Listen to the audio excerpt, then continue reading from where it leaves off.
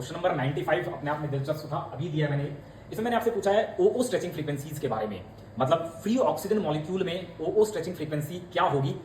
In relative to अगर उसी oxygen molecule को मैं डिफरेंट मेटल सेंटर्स के साथ इंटरेक्ट कराऊं तो फिर ये स्ट्रेचिंग फ्रीक्वेंसीज कैसे बदलेगी। मतलब स्ट्रेचिंग फ्रीक्वेंसी का क्या मतलब है? स्ट्रेचिंग फ्रीक्वेंसी का मतलब है कि मैं जानना चाह रहा हूं कि ऑक्सीजन मॉलिक्यूल में ये जो ऑक्सीजन ऑक्सीजन के बीच में बॉन्ड है, इस बॉन्ड पर क्या फर्क पड़ता है। ये बॉन्ड वीक हो जाते हैं या फिर स्ट्रॉन्ग हो जाते हैं, और ये बॉन्ड वीक होंगे या स्ट्रॉन्ग होंगे ये बॉन्ड ऑर्डर पर डिपेंड करता है। तो मतलब अल्टीमेटली हम ये जानना चाहते हैं कि जब ऑक्सीजन मॉलिक्यूल इन मेटल सेंटर्स के साथ इंटरेक्ट करते हैं तो फिर इसका बॉन्ड वीक हो जाता है या स्ट्रॉन्ग हो जाता है, बस अपने को इतना जानना है। तो फिर ऐसे में अगर मैं फ्री ऑक्सीजन मॉलिक्यूल की बात करूं तो यहां पर बॉन्ड ऑर्डर 2 होता है, और ऐसे में इसका जो होमो है,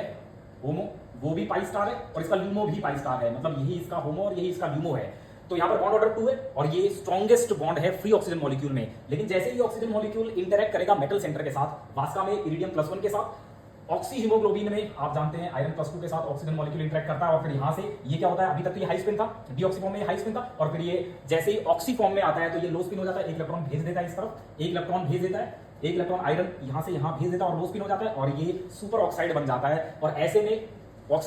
ऑक्सीजन मॉलिक्यूल लेगा कहां पर, अपने पाई स्टार में एंटी बॉन्डिंग ऑर्बिटल में, और अगर एंटी बॉन्डिंग ऑर्बिटल्स में इलेक्ट्रॉन आएंगे तो फिर बॉन्डिंग कैरेक्टर्स कम हो जाएंगे, बॉन्ड ऑर्डर्स घट जाएंगे, बॉन्ड डिस्टेंस बढ़ जाएगा, बॉन्ड वीक हो जाएंगे, स्ट्रेचिंग फ्रीक्वेंसीज घट जाएंगी। तो ठीक ऐसा ही हुआ है। तो जस्ट आपको क्या देखना है कि जब ऑक्सीजन मॉलिक्यूल इंटरेक्ट करता है इन डिफरेंट सेंटर्स के साथ तो फिर ऐसे में ऑक्सीजन के साथ क्या होता है। तो फिर अगर फ्री की बात करें तो फ्री में तो कुछ कोई दिक्कत ही नहीं है, बिल्कुल बॉन्ड ऑर्डर बहुत हाईएस्ट है। जैसे ही हीमोग्लोबिन में आता है तो ये सुपर ऑक्साइड के फॉर्म में आ जाता है, और सुपर ऑक्साइड के फॉर्म में होगा तो बॉन्ड ऑर्डर घट जाएंगे, 1.5 हो जाएगा।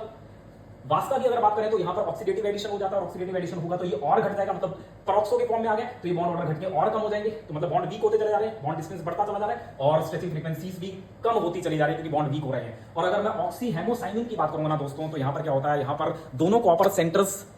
एंटी फेरोमैग्नेटिकली कपल्ड होते हैं सुपर एक्सचेंज मैकेनिज्म से। तो यहां पर क्या होता है, यहां पर कॉपर सेंटर्स जो होते हैं, ये जो D9 सेंटर है ना, दोनों D9 सेंटर ये जबरदस्त इंटरेक्ट करते हैं। मतलब पहले तो ये +1 ऑक्सीडेशन स्टेट में होते हैं दोनों, और अपने एक एक इलेक्ट्रॉन इनको दे देते हैं, खुद ऑक्सीडाइज हो जाते हैं, और यहां पर भी ये